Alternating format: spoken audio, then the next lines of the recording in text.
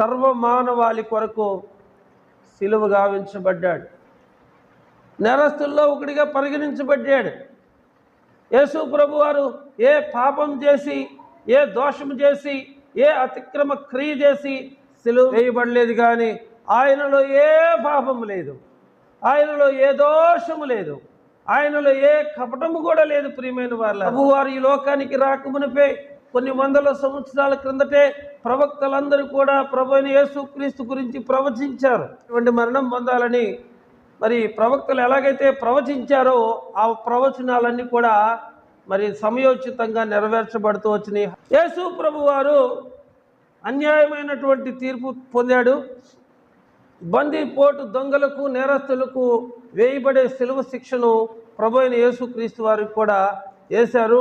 యేసు ప్రభువారు ఆ మోయలేని, ఆ భారమైన, ఆ బరువైన ఆ సిలువను మోస్తూ అడుగులు తడబడుతూ అనంతకరమైనటువంటి పాత్రను యేసు ప్రభువారు తాగుతున్నాడు. ఎవరి కోసం అంటే నీ కోసము, నా కోసము, మనందరి కోసము.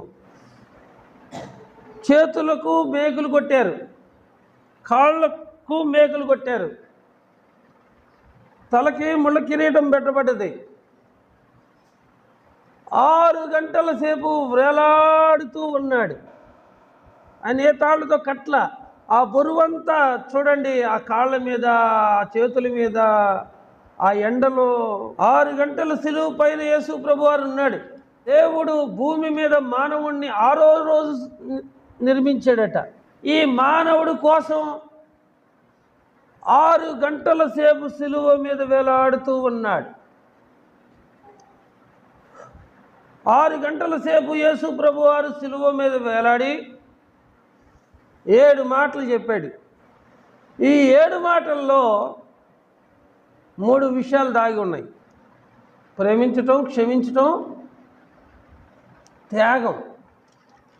త్యాగం అంటే మనకున్నది ఏరే వాళ్ళకి ఇవ్వటం. ఈ 7 మాటల్ని 3 మాటలకు చెప్పాలంటే ప్రేమ, క్షమ, త్యాగం. ఈ 3 లక్షణాలు మన ప్రభు అయిన యేసుక్రీస్తులో ఉన్నాయి. యేసయ్య సర్వలోకమును ప్రేమించాడు. యేసు ప్రభు మనుషులందరినీ క్షమించాడు. యేసు ప్రభు మనుషులందరి కొరకు తన్ను తాను త్యాగం చేశాడు, తన్ను తాను యాగం చేసుకున్నాడు. ఆఖరి బొట్టు వరకు యేసు ప్రభు వారు కాచాడు. ఈ శిలువ మీద పలికినటువంటి ఈ 7 మాటలు కూడా ఎలాంటి అంటే త్యాగమే. 7 మాటలు కూడా చాలా అమూల్యమైనటువంటి మాటలు.